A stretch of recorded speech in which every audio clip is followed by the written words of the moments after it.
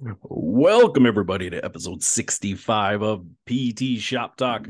On today's episode, the heart of the show, Jeremy's gone, so Nick and I are free to talk about whatever sad and terrible and depressing things we want to, and we can swear and swear and swear. So it's a little more of a rando cast today, but we will finish up with our top 5 most physically and mentally challenging things we've completed. Singular workouts, races, challenges, whatever it happens to be.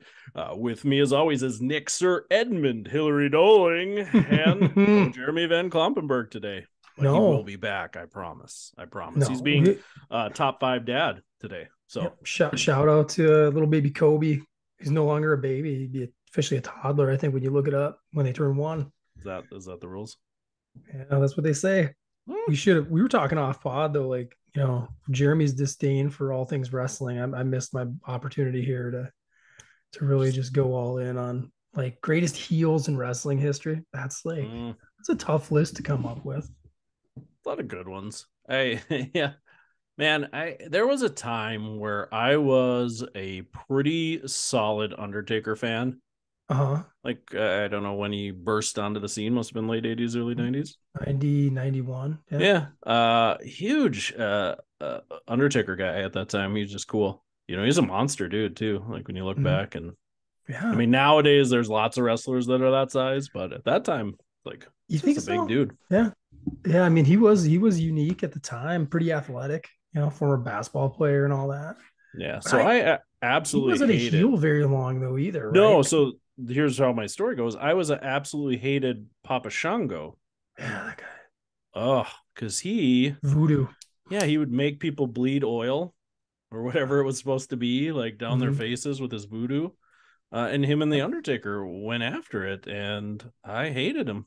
Hated Shout him. out to I think his name is Charles Johnson, who had like multiple iterations later on. He was Kama Really? imitation, and then Tim, yeah. later on the Godfather, where he had his biggest success that he who right when you think about the same guy that played Papa Shango was the Godfather. Yeah, That's it is funny stuff when you look back at some of those guys. I always think obviously for me, it was like the stunning Steve Austin versus Stone Cold Steve Austin. You yeah, know, big shift there.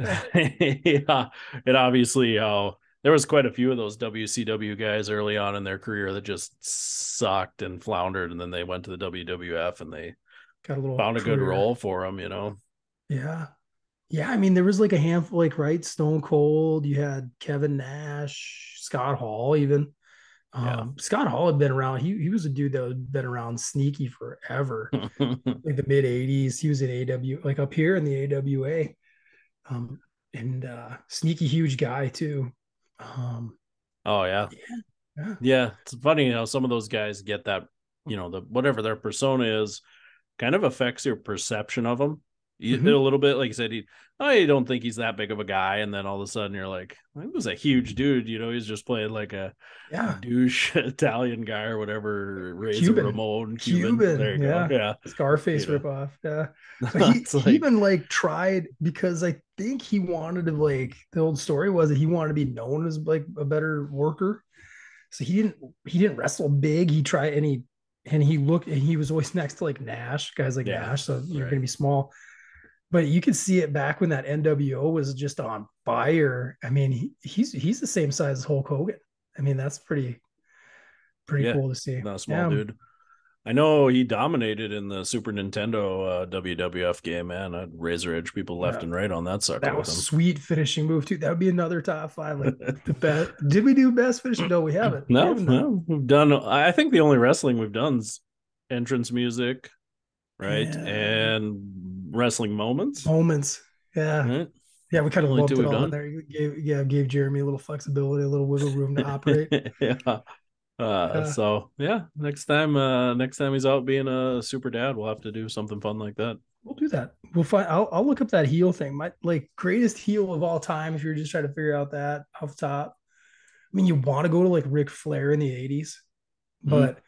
but those now I've seen so many clips where they're just classic now. They're just too Yeah. good. It's just gold. I don't Yeah, know. I some of can't those hate older it. ones, like they just don't. I mean, they feel heel. They were like the super heels, right? Like Iron Sheik, like that one was definitely when Yeah. I was getting big into wrestling, and obviously him and Hogan, that thing really set up. Hogan for being what he Mhm. was, you know. Yeah. Um, Well, and like as then far as Iron a Sheik was continued to be funny until his recent death. You know, he was just a wild yeah, he, character. He never yeah, let go of the Iron Sheik persona. interesting guy. Yeah. Yeah, And legit like Olympian wrestler, just a badass dude. But I think I'd have to go back to being a kid and like when you truly like, hated you the bought person. in and you hit it. Probably Earthquake.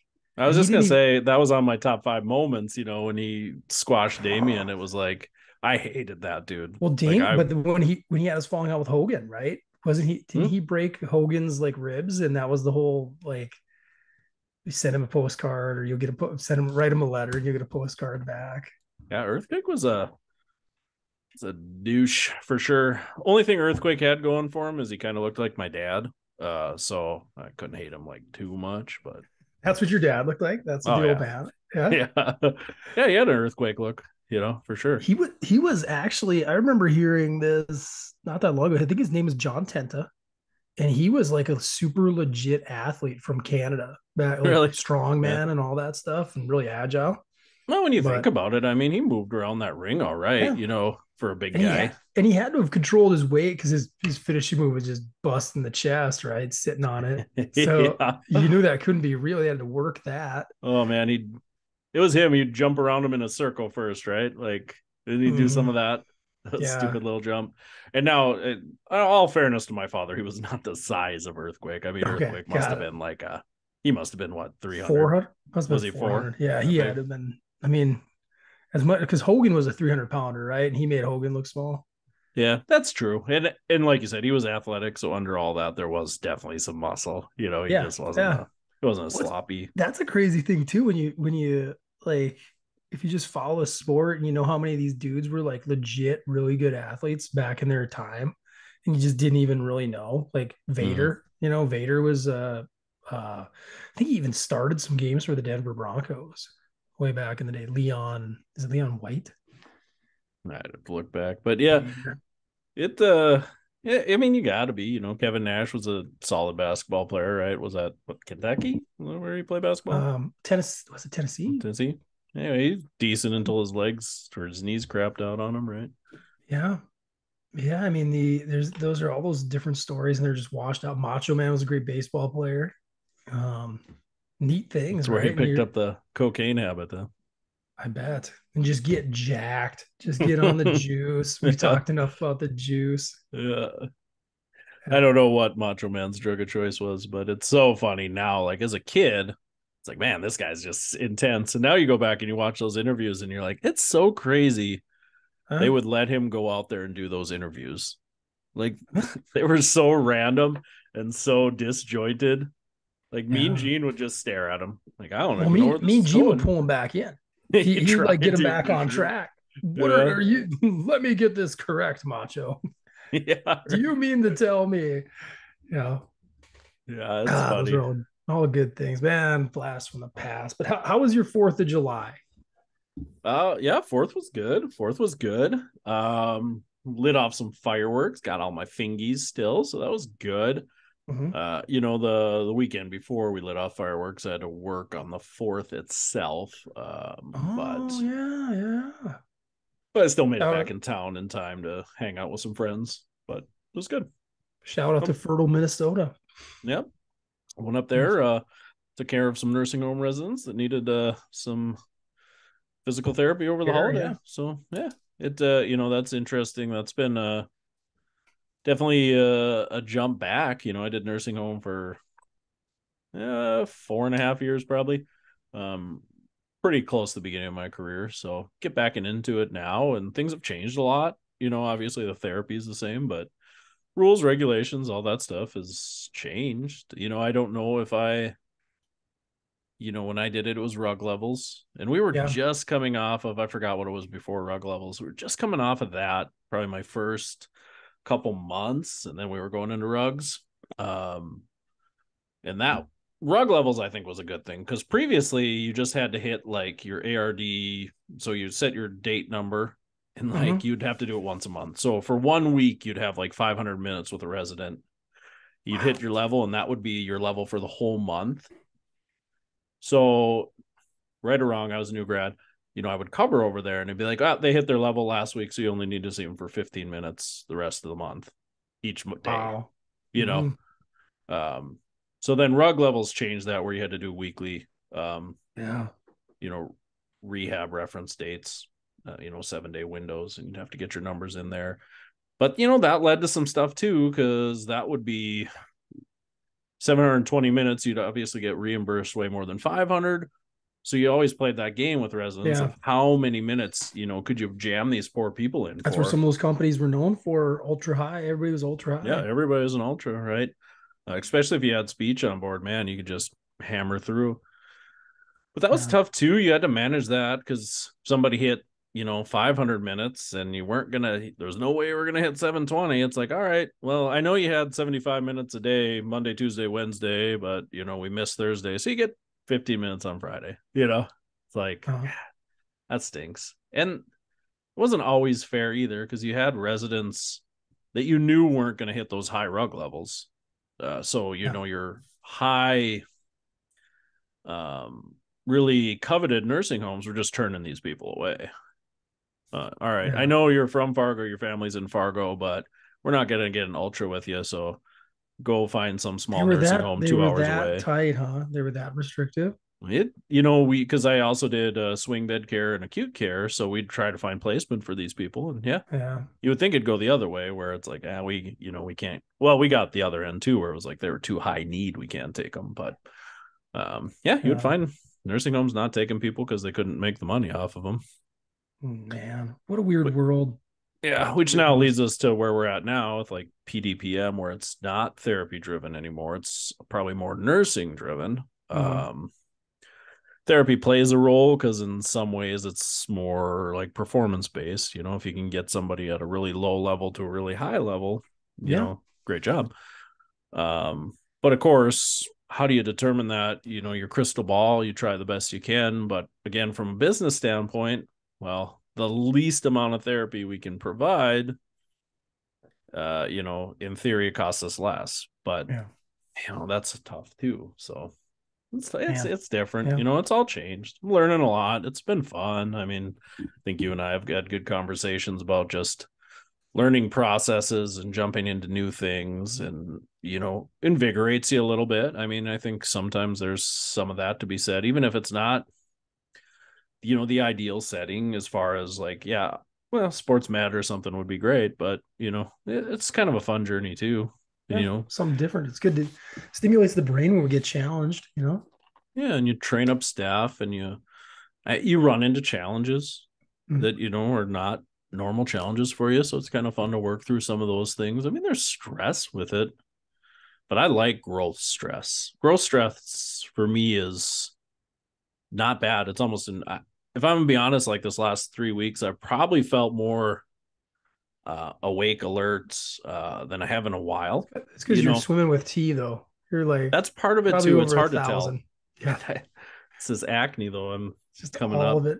Just Yeah. compared to you said growth stress versus what would you qualify the other type of stress as?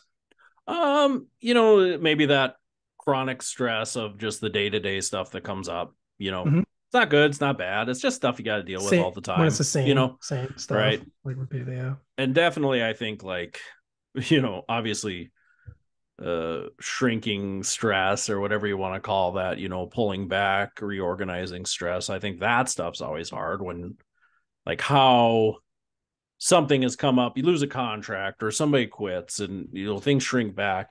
Like that's stressful in its own way, and I think that's harder for me because the light at the end of the tunnel isn't always as bright, That's you right. know. Yeah. Yeah. uh, You're hitting on something that I talked to one of our managers, Cole, about today. Just like the big difference and even just communicating with your team and how I'm sure with these new launches, with this launch of Fertile, like everybody's kind of willing to roll up the sleeves and help out, even if it's not their most desired setting, because hey, we got reinforcements coming. We've hired a PTA, we've hired a CODA. You don't have to, it's easy to do something for like a little while, hmm. or it's more digestible to do it for a little while. But then as time goes by, if you don't have a light at the end of the tunnel and it's truly not what you want to do, it's really hard to get people outside of leadership, outside of ownership to really have that same level of buy-in as we talked about before. Yeah, that is definitely those interesting conversations you have. And, you do have to be, real with your staff to go, here's the vision, right? I Mm-hmm. mean, but also there's some reality to it too. If the vision doesn't pan out or things don't look like you have, like, there's obviously those chances that we are going to have to do something that maybe isn't our preferred thing for longer than we think, Mm-hmm. but if we all do the things right and buckle down, the chances of that happening are way less. Right. So, And you don't have to jump on something that maybe is not your wheelhouse, not your forte. Because like I mean, I agree with you. It's good to challenge yourself and definitely stretch. That's always a good thing. Learn something new. mm, But I think historically too, when you do that too much with too many different staff, that does lead to some turnover. People mm-hmm, eventually just and quiet turnover too, where it's just yeah, like before you know it, they're like, "Oh, here's my resignation." Um, you're like, "Oh man, what's been going on?" Well, I really don't want to be doing this. It's my job's changed, right? It's not mm, what I thought it was going to be. yeah. So I think there's, obviously those stressors that sit and float around, but I think, we can grow from stress, even though you feel like you're not sometimes. But Yeah, yeah. I mean, we always grow more in the challenge than we do mm, when things are good and things are easy. We don't. I mean, it's nice, and that's when you got to just appreciate and live with some mm, gratitude because you know it's not going to be there forever either.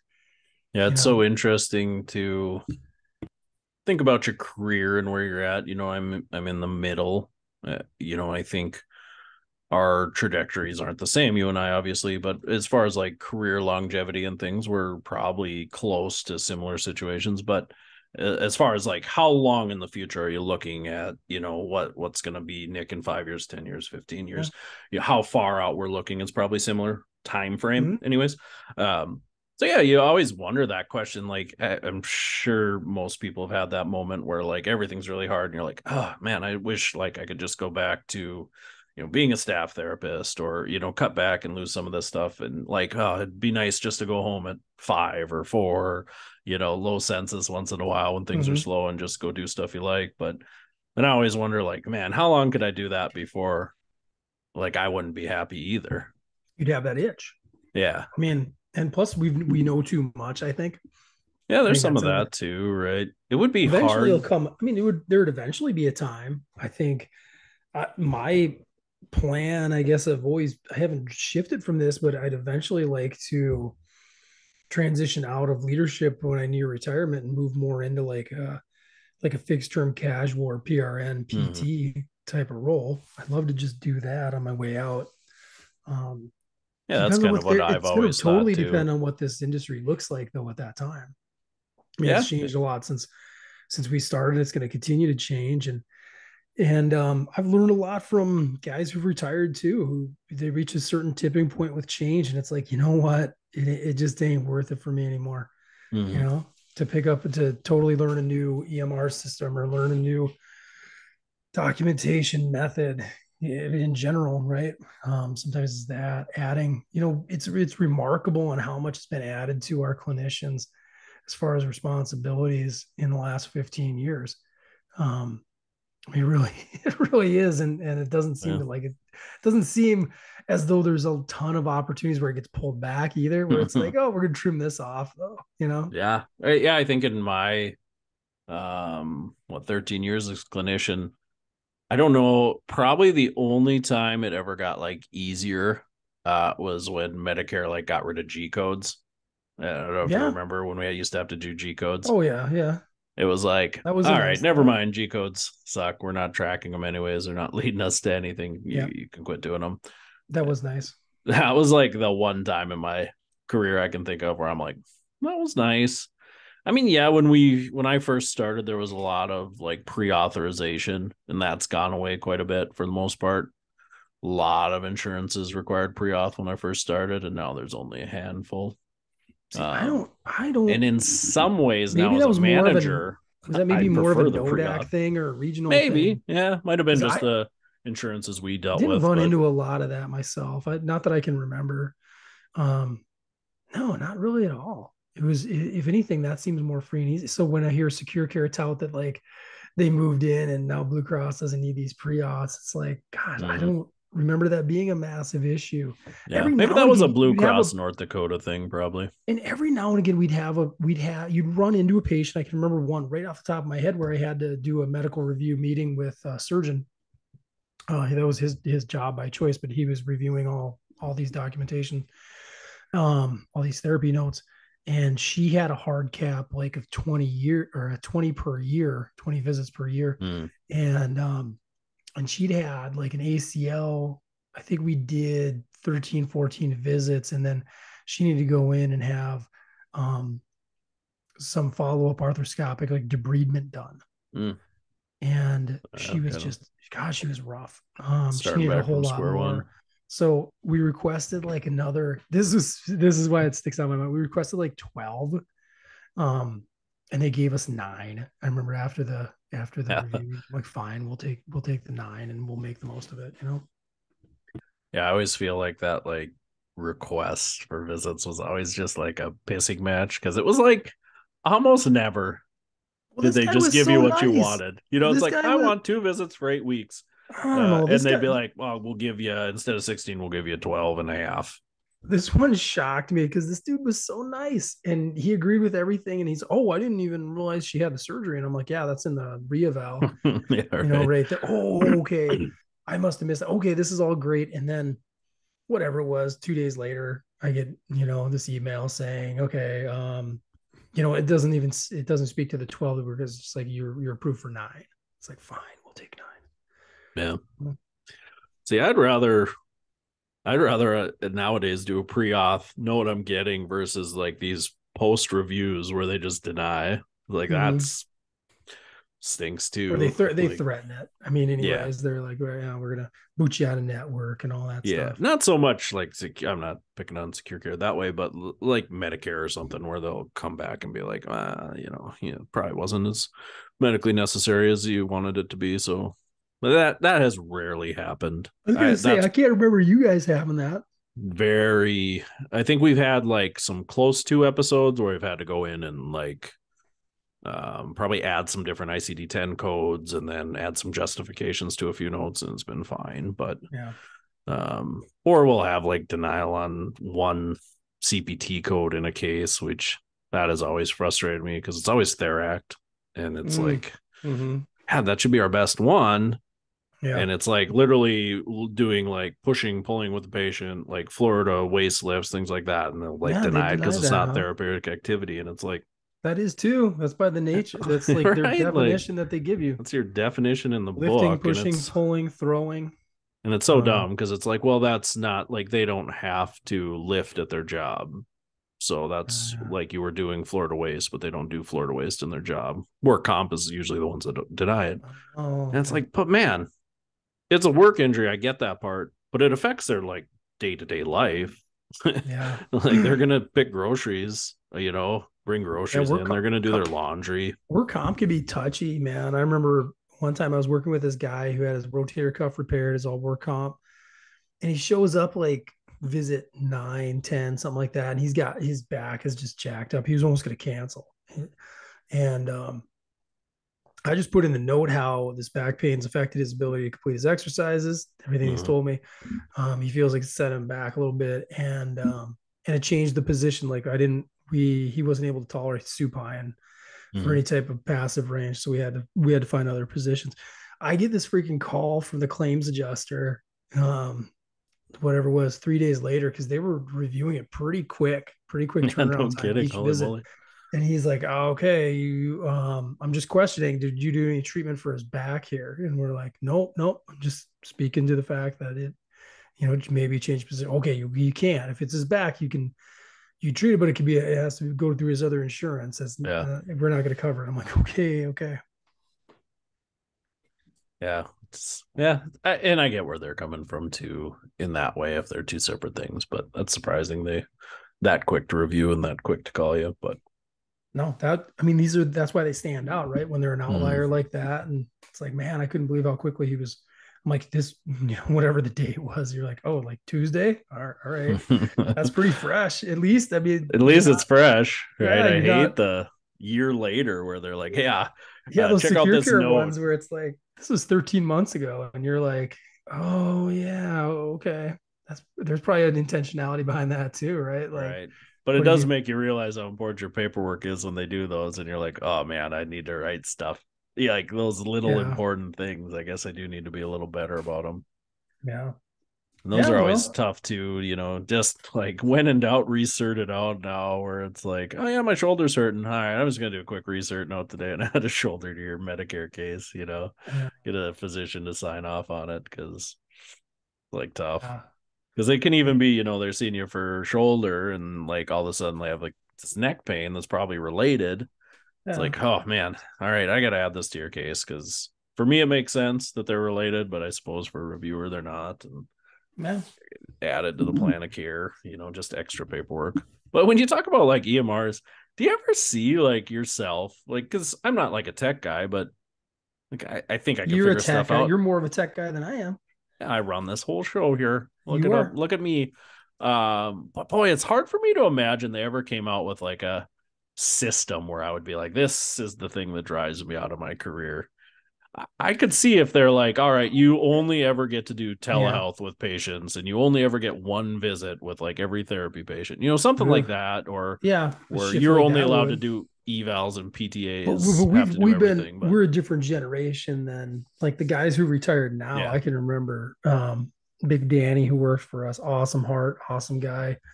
Yeah, all of his documentation was paper, classic Mm-hmm. paper, and then he'd type it up too into whatever. I think he had some type of Word document.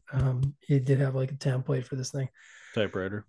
for his letters of medical necessity to get like adaptive needs covered for these individuals. So really good stuff. But man, when we had to make the switch over to get him on TheraOffice, that was the final nail in the coffin. It was like he shows up like we have this talk, everything's great. Okay, all right, I'm willing to learn. And then 2 days later, he shows up. Can I talk to you, boss? I'm like, yeah.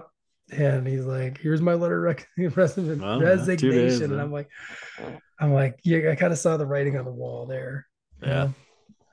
Yeah, it's just so interesting to be like, man, I get it's inconvenient, but geez, you're smart. Like, these are doctors, in our profession, obviously they probably had a bachelor's, but at least everybody's like Yep. college educated. Yeah. And it's hard to believe you can't figure it out because I did the consulting when we went from paper to electronic in CHI.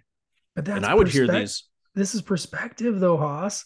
Like I we've know. come up in it. Like Yeah. it's man, my dad, bless his heart, rest his soul, like he never had a cell phone other than this giant flip one that didn't do anything other than call you, you know? Yeah. I mean, he hate like it was so beyond him. And I think it's a generational deal. I understand it. I actually am cool with it. I'm like, if you're at that place in life and Yeah. you're fine, go for it, man. Yeah. I mean, if that is what pushes you out, you're probably kind of ready, anyways. When you think about it, it is probably okay to let the younger, newer generation move in and just move with change. But I just remember hearing these horror stories like doctors were really bad. Like the one guy threw a computer through an operating room window, and they brought Ooh, yeah, he got suspended for that. That's pretty uh, rare. But yeah, another, I remember one of the consultants said they showed up, to like teach the MD how to use the system, yeah, and they're like, oh, where's your computer? It's like, oh, it's right in here in my office. Like they went in his office and the whole computer was covered with sticky notes, like the screen and everything, like all the yeah. sides, the screen. Like he had obviously hadn't turned it on in years. He just used it as a place to put his sticky notes. So clearly, like nurses were putting, all his orders in and stuff. It's just so interesting. Man. And we probably had maybe three MDs retire in a small Oh, hospital. yeah, Local MDs, anyways. That we didn't have hospitalists, so it was local MDs that had privileges, obviously. And yeah, they retired and moved on because at the same time we were doing it at Sanford and Essentia we're doing it too. So yeah, just one of yeah, the guys retired, went to a small rural clinic where they weren't still yeah. doing paper, and Other I two mean, just don't get me retired. wrong. I mean, if I was given the option of like going back to dictation, I'd do it. I mean, there's something about it that was maybe I'm romanticizing that Yeah. though, and I love the nostalgia too, but it was just simpler times. Yeah, I always wonder how much, yeah, dictation was that great. Especially like the first time when I was a student, we had the tapes and we'd have to like throw them in a basket. Yeah. Uh, Later on, it was like electronic submission, and that was better because you just had a queue you could pull open when you got to work and see all your notes and just approve them. But the Yeah. tapes was kind of crazy. Like you threw it in a basket, you brought it down to dictation, and they'd type it up, and then have to like I don't remember how you approved those ones, like how you even knew it when it was done. But that I Yeah. thought kind of sucked. Like this is taking forever, and that Yeah. was only evals. Everything else was daily paper. Checklist. Therex. Yeah. Our 25 daily, our minutes. soaps were sweet. You could do a soap in like 20 seconds, Yeah. Yeah. It dictating was, up because we had flow sheets though. We had yeah. daily flows. Yeah. Oh, yeah. Ours was literally like a one line for subjective. So you put doing well, progressing. Objective was Yeah. like check boxes. Like I said, Therex, Yeah. Tall do it in well. 25 minutes. Yeah. Assessment was tolerated well. Yeah. TOL well. And plan was continue. COT line. Yeah. That was like your whole note for the day. It was crazy. Now, when I Yeah. look back at it, I'm like, wow. Yeah. Kind of nice though to have like professional respect that you know what you're doing, but I you went through a didn't, period of time where I had a lot of envy for those guys who came up in the 80s and 90s and got away with all that. It's Oh yeah. like, man, Hot pack, 20 minutes. that's, man. I remember picking up some patients that had, when I was a student, and it's a group from the region. I won't say who, won't say where, it doesn't matter. But that's all their note when as a student, if I pick up a follow-up patient, that they've been working on, and that's exact what you're describing is exactly how those notes were. You know, Mm-hmm. like S was like S colon doing well. O was like NR times two, MT times one, Yeah. A, tall well, and then P was CONT. Yeah. I'm like, wow. And even by that point, like, one of my professors was really more of a documentation guy. So I'm like, oh, I got to do more. I know I got to do more than this. Yeah. You know, Yeah. Deep I did a down in little my bit. I did soul, like I'm a little bit thinking, more, but yeah. I mean, it was hard, but maybe not as hard as our top five. Our top five physically demanding and grueling oh yeah, activities, top five, five, workout. five. Yeah, I'll be curious to hear yours. Mine is yeah, I thought about it and I was like, God, I used to, think I pushed myself, but I probably need to at this point in my life do it again. Like I yeah, probably haven't right. challenged myself enough in a while Yeah. physically. Before we get too far ahead, if you look through your list, what's your most recent on there? Um, Man, and it's probably mental. Would be my most recent because we talked mental challenges, Okay. and what like 4 years ago, probably. I'm Okay. gonna be honest. All right. All right.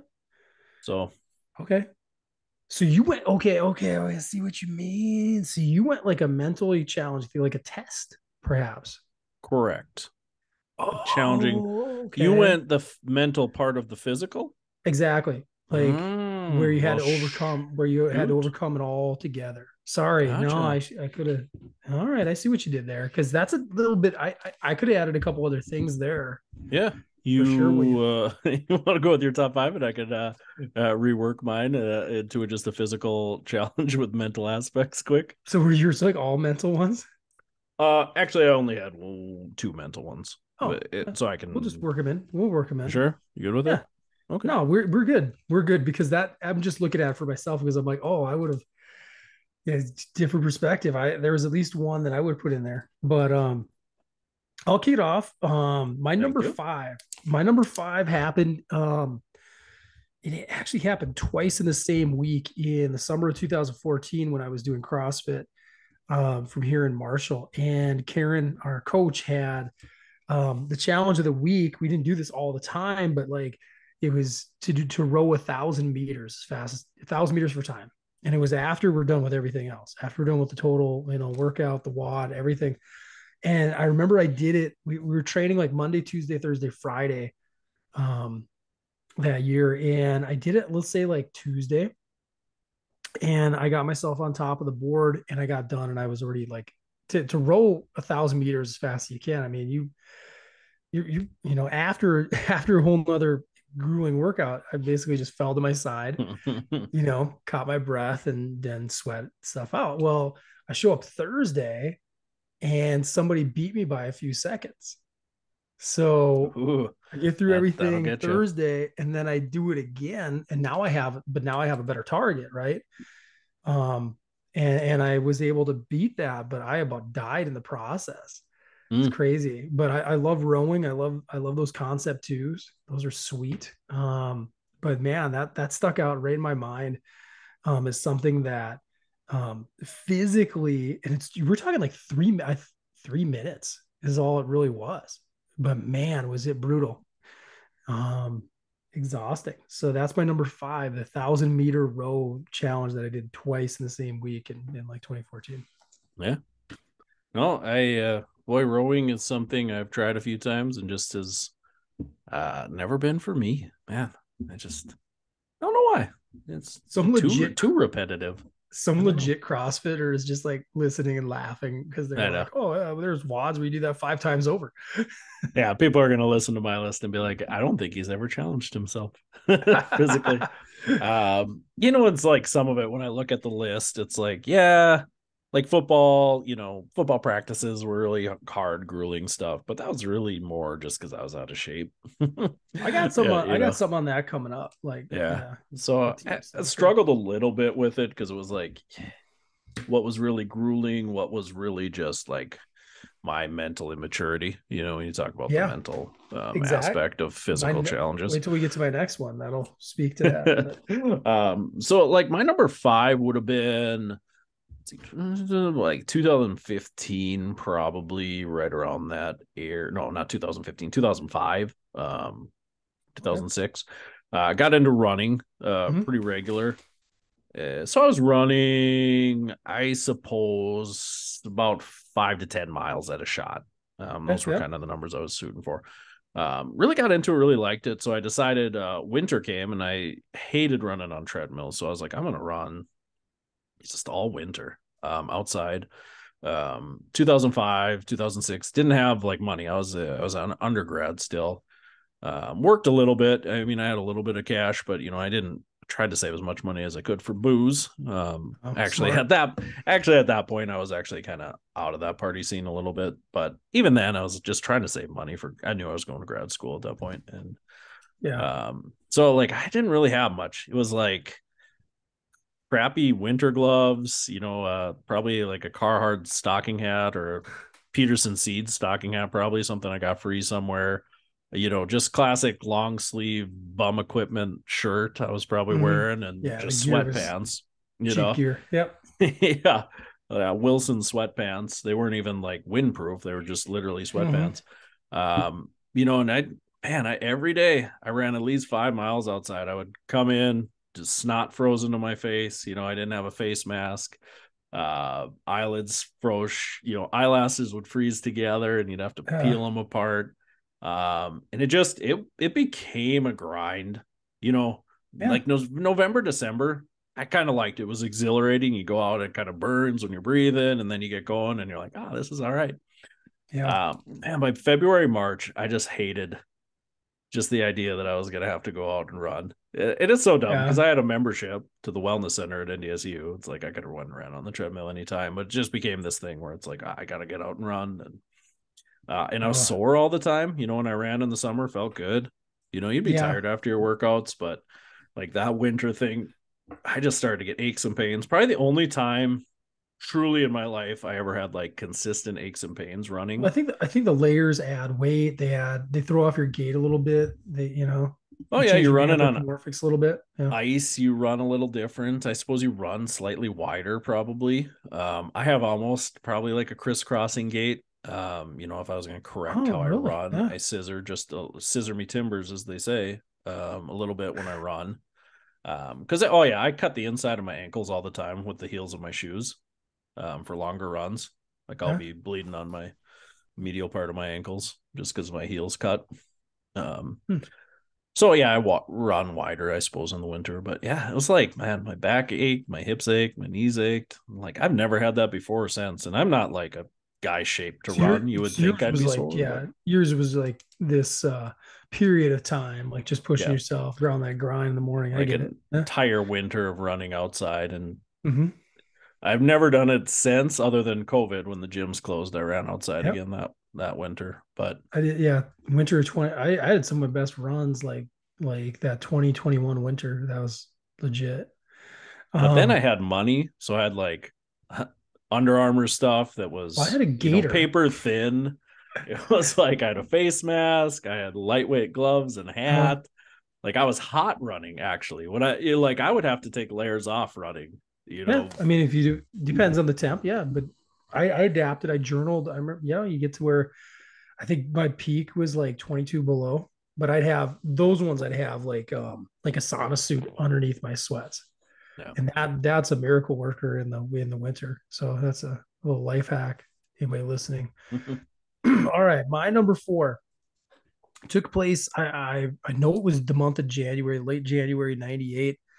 Um, we had come back. This is wrestling, and we had gone back. We had gotten back from a tournament in Devil's Lake, and had kind of underperformed. And our coach, like right off the bat's like, we're gonna start morning practices Monday, and like that very first one, if I'm remembering it right, was just 60 straight minutes of conditioning, and it was like brutal. And it could be a few of these Unbelievable. practices blending together, but we started doing 2 a days the rest of that whole season. But this one I remember it was just awful. Coach Kelly wanted to kind of take it out on us a little bit, get us to kind of learn. And man, I remember we are doing this compilation of like Indian runs around the room, but the mat's so soaked in sweat. Guys are like, when you're familiar with it, it's called an Indian run. I get that that's not like a probably an appropriate Right. Where term. the last guy has to catch the first guy. Correct. He's got to sprint around the whole group.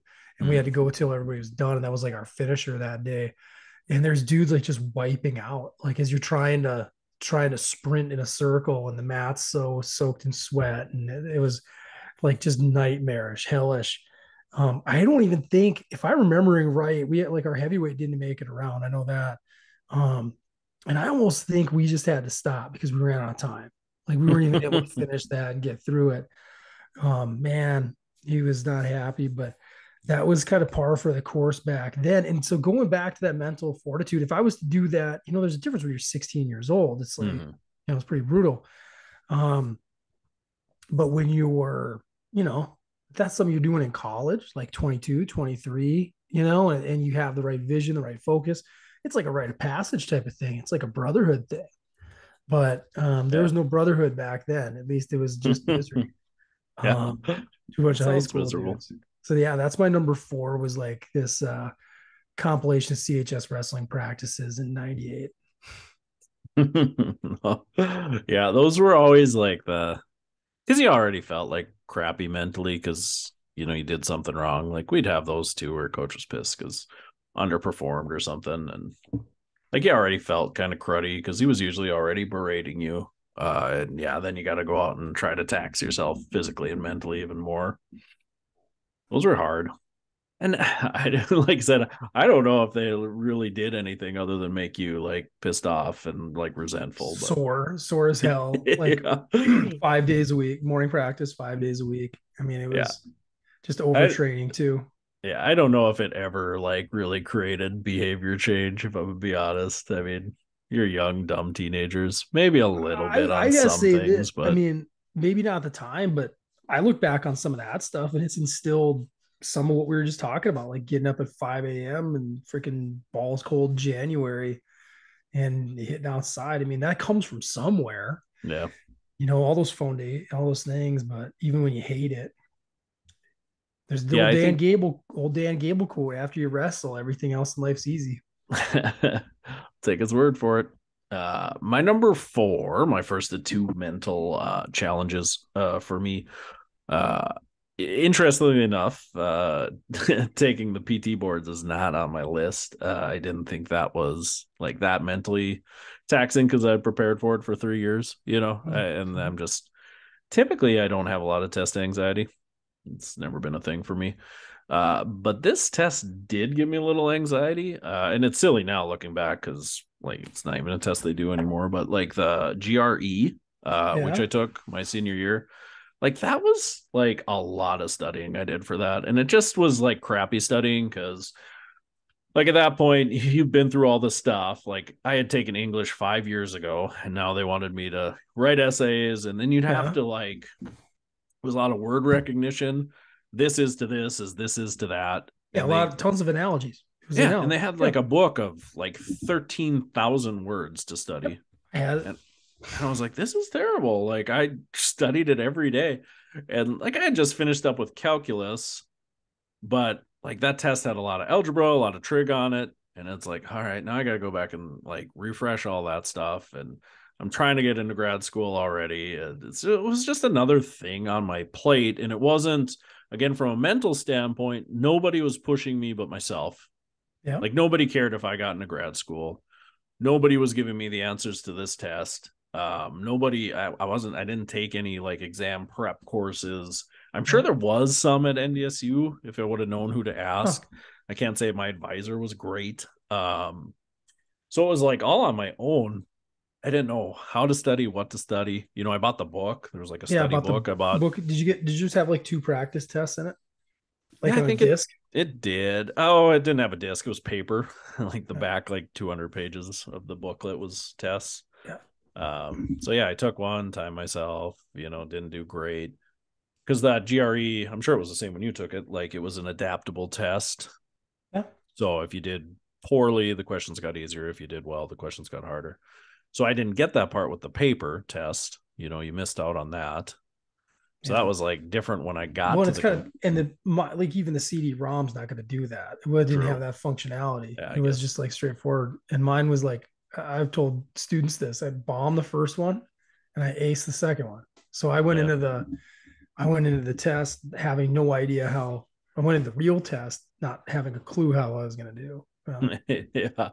Yeah, I think just for like from a mental effort standpoint, that one just stuck out for me because I studied a lot for that test. From a guy that doesn't study for tests, that was like I'm doing way more work for this thing than and in retrospect, I never even applied. I applied to schools that you needed a GRE, but I didn't really even want to go to those schools. They were all my backups. So, Yeah. and now they're pretty much doing away with it. So, Yeah. well, they're doing away with a lot of that stuff, doing away with Mhm. ACT testing, things like that too now. So, Yeah. I know they're changing a lot of that stuff. Yeah. Well, that's pretty good. I like the mental challenge. Um, I've had no mental challenges. That's why mine's yeah, purely physical. I get it. I get it. Because I'm a schlubby, tubby guy. Yeah, maybe you're Um, just physical challenges are just that much better than your mental challenges. no, no, But I you just haven't think had no, I mental just didn't think challenges. of it that way. I would love to have thought I that would have been a good thing to focus on.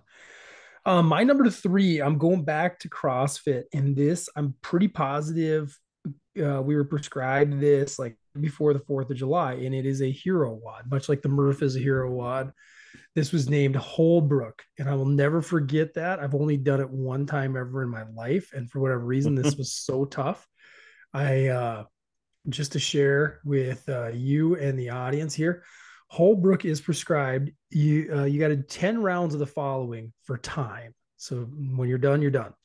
Five. You got to do 5 thrusters, and for men, you got to use 115 pounds. Thrusters suck for me in general, and especially back then, I wasn't a great front squatter. So a thrust goes right from front squat into overhead press all in one movement. So you got to do 5 thrusters, 10 pull-ups every round, and then you got to sprint 100 meters.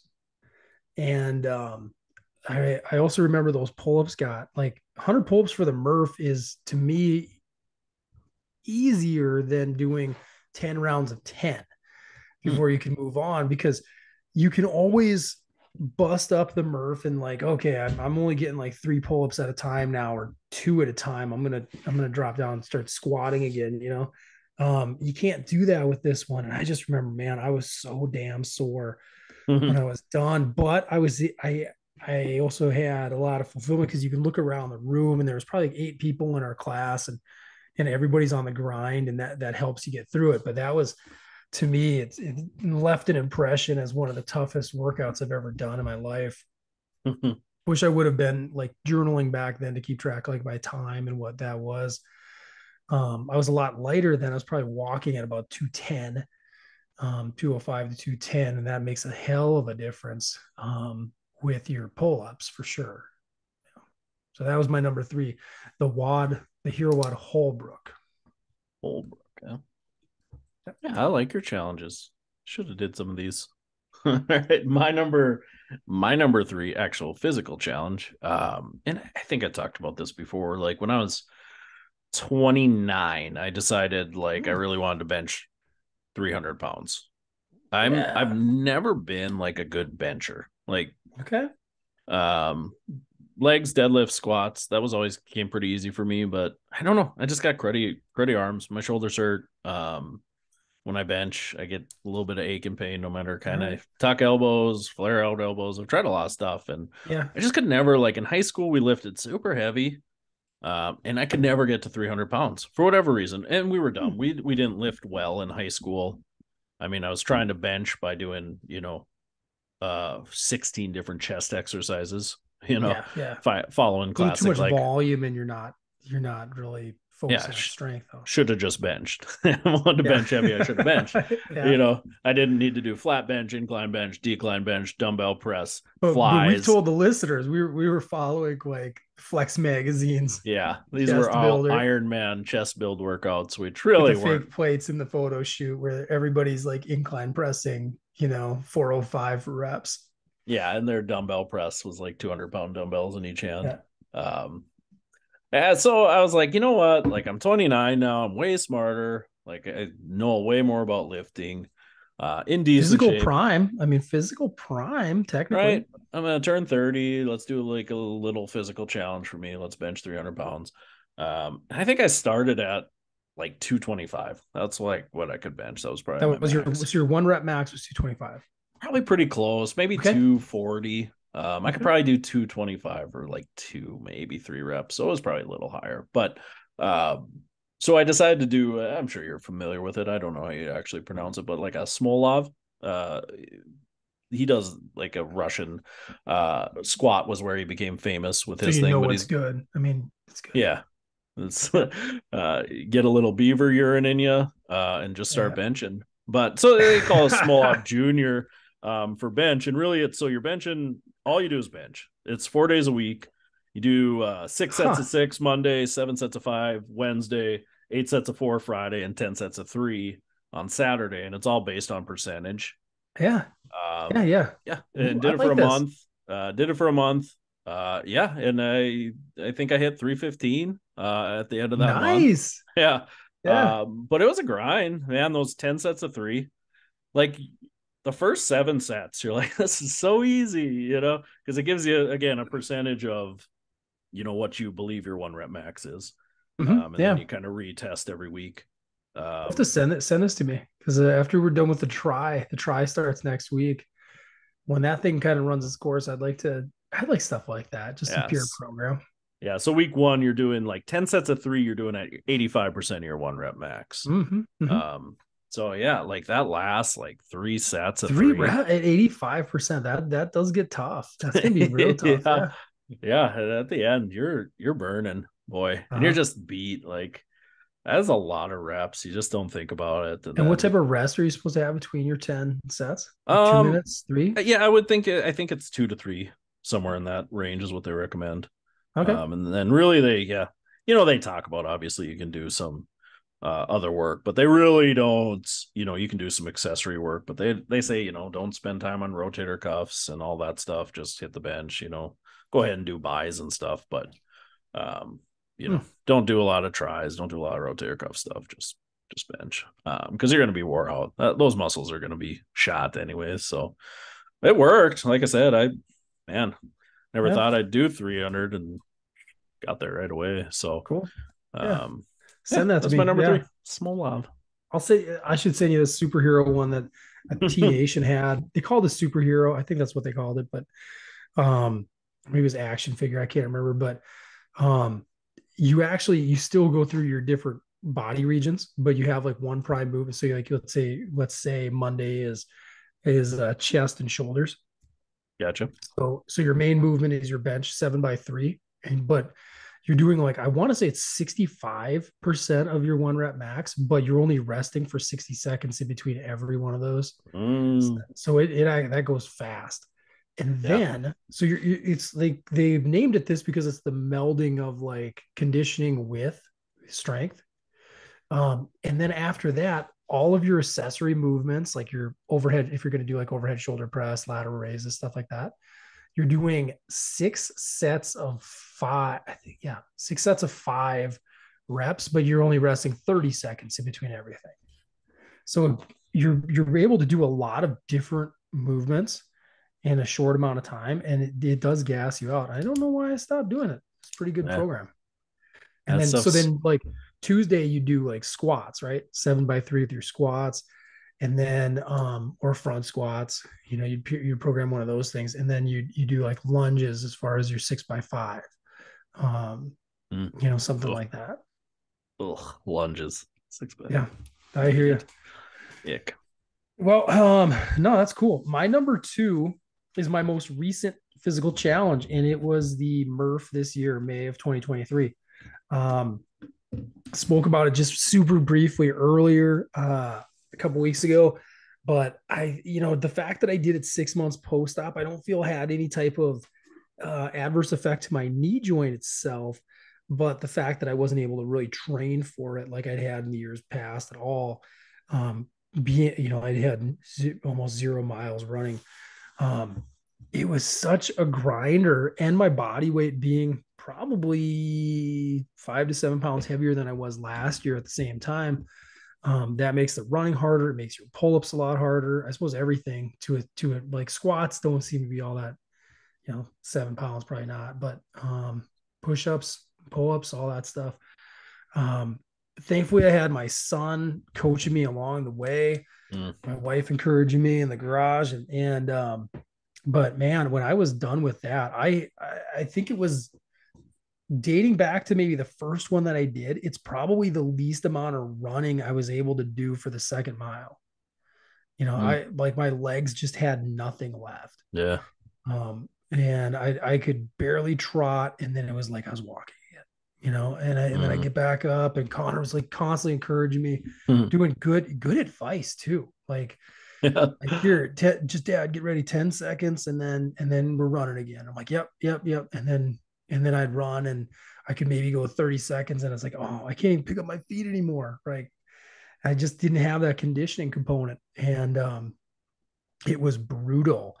mm, Um, but I'm happy I did it at the end of the day too. yeah. And I got something to strive for in the future. So that's my number two, just from this last Memorial Day weekend.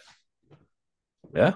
No, that's yeah, you talk about the mental part of it too, coming off of a pretty significant injury second time around. I mean, that's and it was, I mean, we've talked about it too, it's like, I'd love to do it. I just don't know if I can. And you came out and did it, like Yeah. that's huge, I think there's something to be said about that, even when we look at these lists, like it's not always about like it's such a crazy feat, and we can talk about this with patients too. It's like it's a crazy feat for where you're at and what you have. I think even for our patients, sometimes I think like I have a gal right now. I mean, boy, it's like a struggle to get from the bedroom to the chair, but man, like she does it. We work on Yeah. it and it gets better. Like when I think of like these challenges and how like kind of ramped up you get for them sometimes and stuff, it's like, man, I bet for some of my patients, that's what it's like just getting to therapy, you know? And just after I look back though, afterwards, that's where like I was just floating on a cloud that whole day, Yeah. because there's a feeling of fulfillment. Mm, And I did like my goal was to finish, right? Which is like I knew I was gonna finish anyways, right? I mean, you kind of like that, but that's what I tell my wife. I'm like, I'm just gonna go to finish. yeah. But secretly, I didn't want it to be my slowest time, and it was my second slowest Okay. There you go. by about 20 seconds.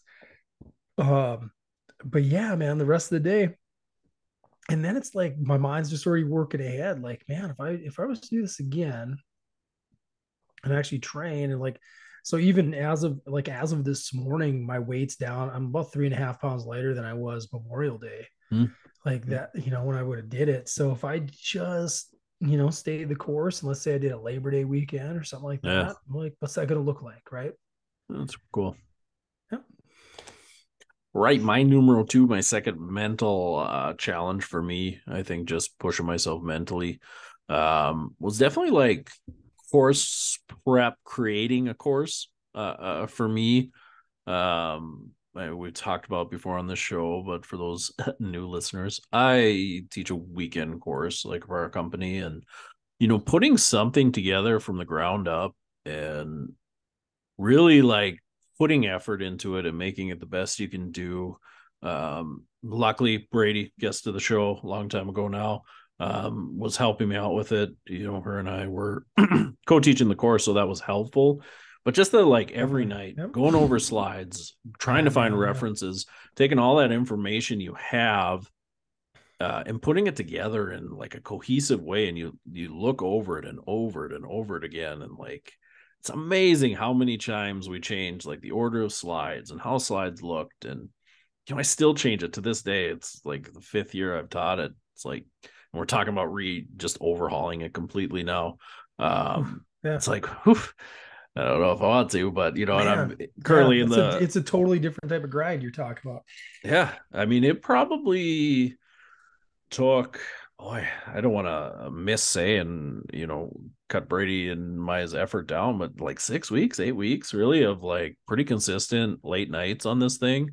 Because that's the only time you have to work on it. You work 8 hours a day, you come home, play with your kids, eat supper, put them to bed, and yeah, now it's 8:30 and you gotta open the computer up. And I know lots of people do that grind, but just Mhm. from a mental standpoint, it was hard sometimes to like be mentally sharp at 10 at night as you're firing questions back and forth to each other. And we're editing each other's work going, yeah, this doesn't make sense, because you put something down on a slide and oh yeah, makes sense to me. You And know then it so some, well, right? You know it yeah, because inside out, it so well everything. Yeah.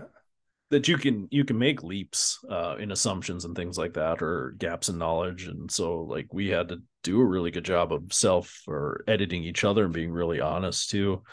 And then still we taught the course and people are like, oh man, like the stuff doesn't make sense, or you get good feedback, which I think's good and bad when you teach mostly to your peers that are and coworkers and things like that. They're probably too nice, I suppose, when it comes to like course review for the most part. But then you get some people that are, it's nice because they're honest, but they'll come and talk to you about it personally instead of just fill out a form at the end. So I think we got better constructive criticism because it was, company wide versus if Yeah. you teach it to outside people, it's probably more like Casey sucks. Okay. Thanks for your comments. Well, Because like when I, they're not wrong. yeah, oh, totally. But even, at University of Jamestown teaching, we get course, whatever they call feedback every year, and again, the students are probably a little more brutally honest. Like I remember the first time I was an assistant professor, you get the comments back, and like I think we had 34 kids, 35 kids in that class, and pretty good from everybody, but like one kid was like, doesn't seem like Dr. Hansen does much. Oh, Oh, took that one with me just that night in stings. bed. Just That's stings, right? well, and the funny part is like that was after first semester. So I teach those same kids then the following semester. So all Uh-huh. semester I'm just glaring at these kids going, which one of you sons Which of bitches which dickhead did think this? I don't do anything? Like I'm trying to Oh, yeah. make eye contact. I mean, I should have been teaching. I mean, again, he probably wasn't wrong. Like instead of staring in flames, maybe you teach. But anyways, yeah, course prep. That was my number two. That was just That's again a long mental grind, and just that second guessing, and yeah, it's interesting, and trying to create something that's not copying something. I think is really hard too, because you take yeah. all that information from places. Yeah. I mean, it's not like I'm sitting in a research lab, and it's not fair for me to just anecdotally say this is what works with my patients. So you are pulling from research articles and presentations you've listened to and speakers and websites and videos. And Mhm. but how do you take that stuff, put your own spin on it, put it together in something that's useful, that's not just blatantly stealing other people's ideas, I think is hard to. Okay. No, I So mean that's my numero two. a lot going into that one. Well, that's a good one. Again, little different viewpoint, but I like it. My number one takes me back to the year. Apparently, I was real. I mean, I can look back 2014. I was in pretty good shape that whole year. Because this is now the third thing from that year that's going to come Yeah, up. just killing it, huh? This is the Fargo half marathon from that year, where I came out way too fast. That'll Um, get you. my goal was to run sub 145.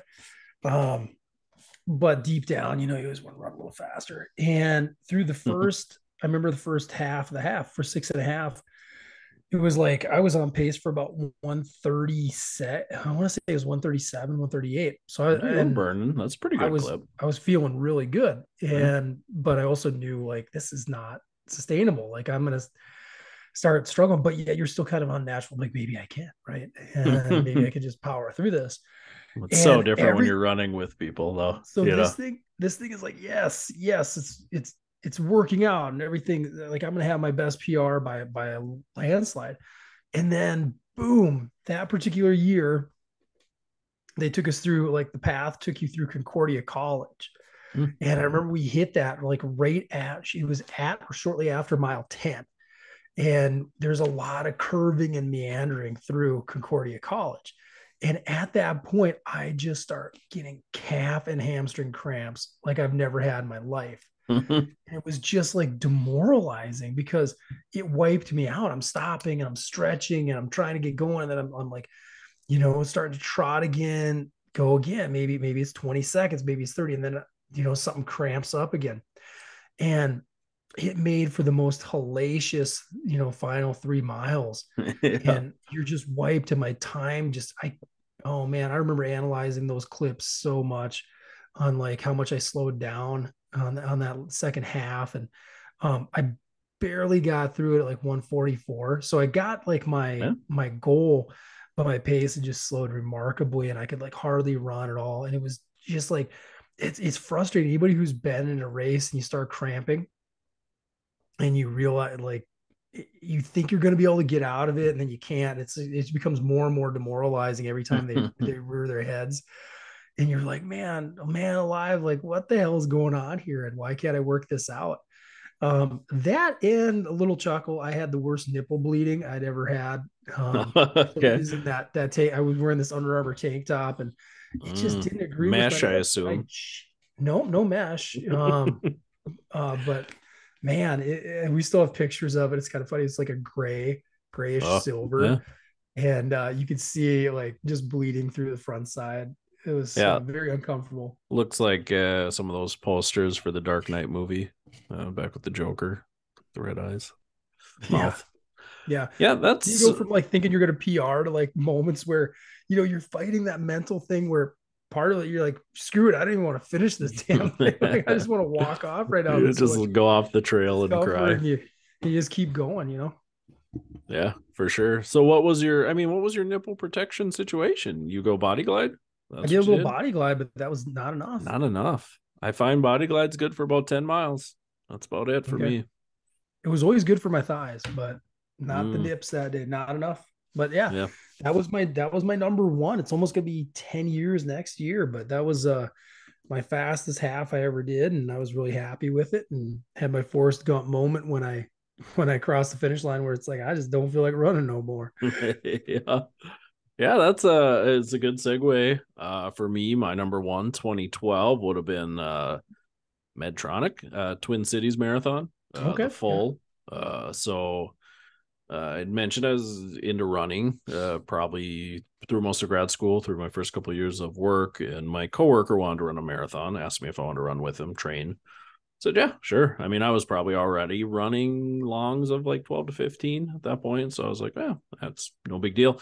I was like, I'll probably lose like 15 pounds. I'll be like under 200 for the race. That's probably a good size for me Mhm. um, to race at. And yeah, train for it. I had a nice program for it. Yeah. I gained 5 pounds training for the marathon because I was like, I can eat whatever I want. I'm Oh, running, so much every week that I just kind of ate whatever. And yeah, by that point, I was 2 years into my career, and consulting was good for me. So like I could afford to like eat whatever I wanted. splurge. Yeah. Yeah. Yeah. And then, so the week before I ran 24 miles, felt pretty good. I ran from South Fargo up to the VA hospital and all the way back. It was like good. I was like, man, I'm ready. Yeah. Got down to the cities. We did the meal the night before thing. I remember we went to Shields and got like the gel packets, and Yep. I got Yeah. like the gummies and like all these All that little life. Yeah. The energy gel. things. I had like a candy store in my fanny pack. Yep. And like I used none of that stuff training. Like I had a little water belt. I carried like a little, Huh. Yeah. 32-ounce thing of water in training. That was all I ever had. So I was like, I'm gonna do so good. My goal time would have been a little under 4 hours was kind of what I was shooting for. Okay. I'd ran the half in Fargo a couple weeks before, maybe a month before. I don't remember the exact time frame. Did like 1:57, felt good. Hmm. But didn't really push it too hard. I wasn't going to PR or anything. Just wanted to run a race to just get one under my belt. And so I felt like if I could do a 150 split, half and half, Yeah. I'd be happy. So kind of like you, came out pretty hot. Everybody's running. You're just going a little faster. My pace speed was probably like 145 for the half.